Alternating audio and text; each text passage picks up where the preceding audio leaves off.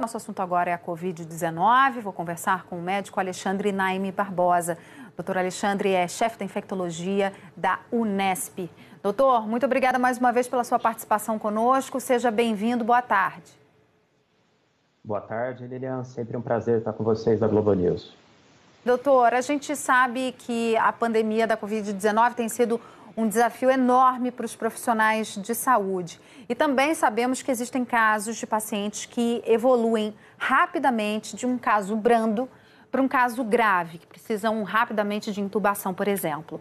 Há algum sinal, hoje vocês já têm essa informação, se há algum sinal de que isso pode acontecer com aquela pessoa?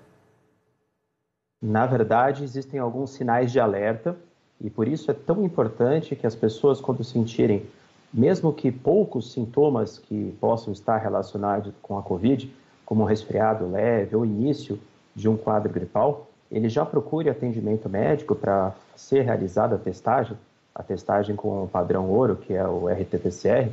E esses sinais de alerta são principalmente aquele início de sensação de falta de ar, de dispneia, de cansaço na hora de respirar ou fazer atividades simples, como, por exemplo, ir ao banheiro, ir até a cozinha ou pequenas caminhadas. Esse é o primeiro indício clínico, é a primeira manifestação de uma doença que pode realmente caminhar muito rápido para uma insuficiência respiratória aguda. Existem métodos também que são eletrônicos, tecnológicos e que conseguem mostrar isso de forma mais prática, de forma mais objetiva, como o saturômetro, principalmente em pessoas que são de grupo de risco, que têm mais chance de evoluir para a Covid grave.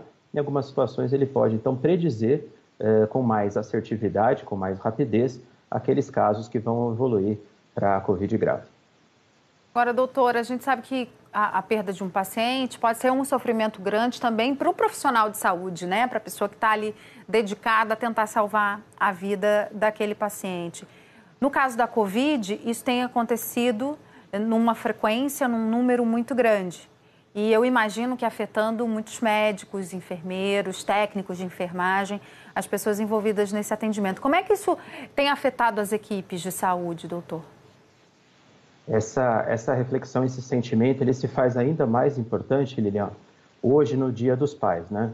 Uma data muito festiva, que todos aqui no Brasil reunimos as nossas famílias, mas infelizmente, nesse final de semana que o Brasil chega na triste marca dos 100 mil óbitos, a gente tem que lembrar que 65% desse total de óbitos foram em homens acima de 50 anos. Então, quantas famílias, quantos profissionais de saúde, quantos brasileiros aí afora em nosso país não perderam os pais nessa pandemia, porque os homens acima de 50 anos, então, são a maioria. Esse dado é um dado publicado, inclusive, por pesquisadores brasileiros, uma revista chamada Nature Behavior, bem recente, agora de 31 de julho. Então, além da perda do paciente, a perda dos entes de família, que infelizmente também afeta os profissionais de saúde. A pandemia Covid-19 no Brasil talvez seja uma das maiores epidemias que a gente vai ter na história. Talvez ela só se iguale realmente ao que foi a gripe espanhola lá em 1918. Nós já temos, com esses 100 mil óbitos, infelizmente, o mesmo número de óbitos que a tuberculose entre 96 até 2018. A tuberculose, dados oficiais de entre 96 até 2018, foram 104 mil óbitos e a Covid, em 6 meses, já chega a isso. Se a gente comparar, por exemplo, com HIV/AIDS, uma pandemia que nos aflige aí há quase 40 anos, no ano que vem nós vamos completar aí 40 anos do primeiro caso descrito de infecção pelo HIV, no Brasil foram 270 mil óbitos pelo HIV, isso em 40 anos. E a Covid-19 em 6 meses, pelo menos aí um terço ou quase metade disso.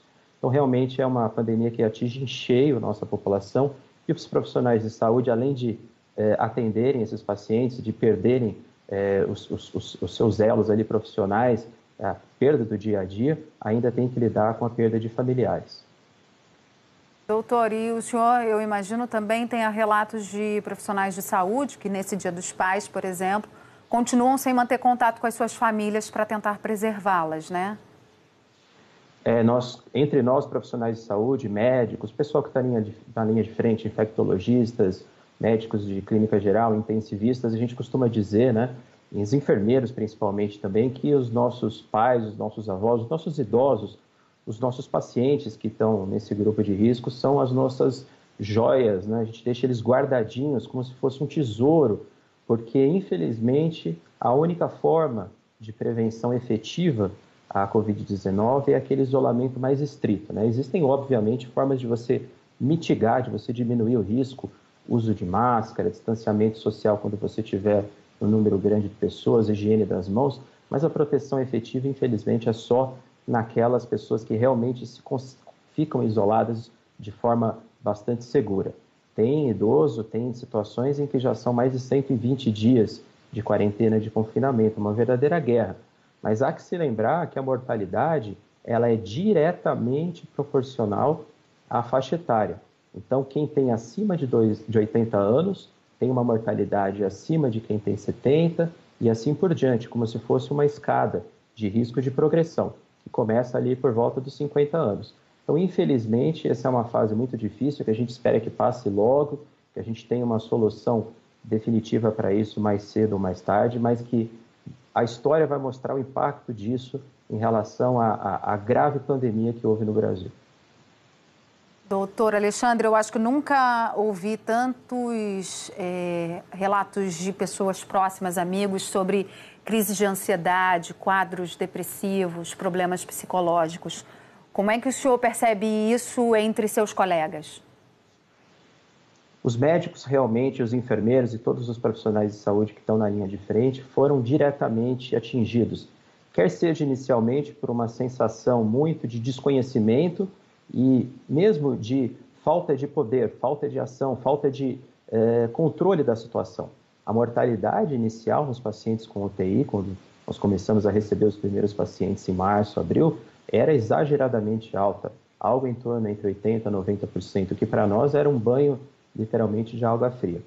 Não que a gente conheça completamente agora a Covid-19, mas a gente entende muito melhor, nosso expertise, a nossa curva de conhecimento subiu consideravelmente. É um inimigo muito desconhecido, pois a gente tem apenas 6 meses, 7 meses de ciência. Mas ainda existe, principalmente o que a gente mais sente, é uma sensação de falta de poder, falta de você conseguir controlar a situação. Isso, em termos de medicina, em termos de saúde, é muito grave, porque você, como médico, como profissional de saúde, você quer ter controle da situação. E essa falta de controle acaba deixando a gente, às vezes, com baixo ânimo, com baixa autoestima, com baixa vontade de seguir em frente. Mas aí vem a motivação que os próprios pacientes, os próprios familiares nos trazem.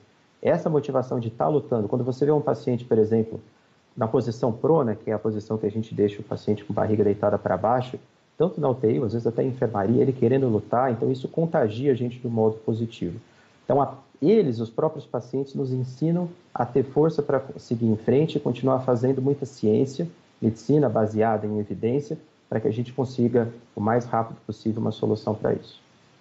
Doutor Alexandre, quero agradecê-lo muito. Normalmente a gente conversa aqui tirando muitas dúvidas, mas eu acho importante também ouvir profissionais como o senhor sobre essa experiência, sobre esse impacto da Covid-19 no dia a dia de quem está ali na frente da batalha. A gente sabe que é muito difícil, então aproveito sua participação aqui para agradecer a todos os profissionais de saúde, aqueles que são pais também, que estão enfrentando esse momento tão difícil. Agradeço muito, desejo um excelente fim de domingo para o senhor e até a próxima. Quero mandar um grande abraço para todos os pais, para todos os filhos também, que infelizmente perderam seus pais nessa pandemia e que a gente reúna forças para sair disso o mais rápido possível e mais sábio possível do que a gente entramos. Boa tarde, Liliana. Assim desejamos. Muito obrigada, doutora. Até a próxima.